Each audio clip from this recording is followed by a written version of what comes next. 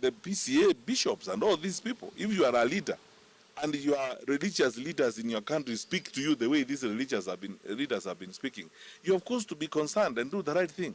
But it's abundantly clear they don't care. They just simply don't care. They're playing for one thing, survival. And nothing matters. Independent institutions will be abused. Security sector institutions will be abused so that one end is achieved, political survival. Unfortunately, the cost is very high. So I take this opportunity painfully and sadly to convey our condolences as a party to those who lost their lives yesterday, including a Form 3 student. That's how low we have sunk.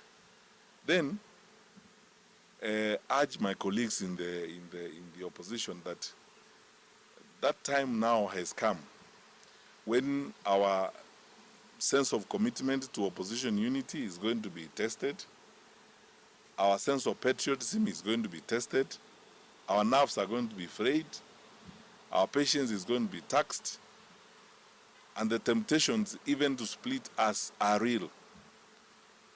What gift could you give this government than seeing opposition leaders either calling each other names in public? We as Jubilee are determined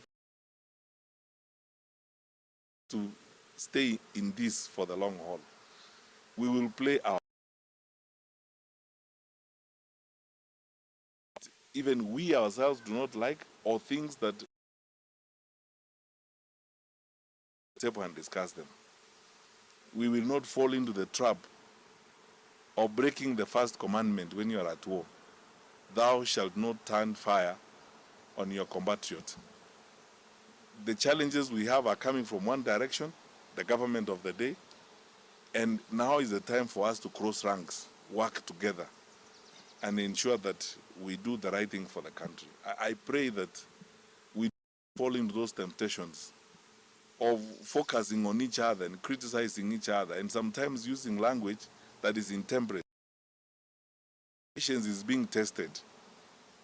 Some of these things are done by government so that we can fight amongst ourselves. We must refuse to walk down that.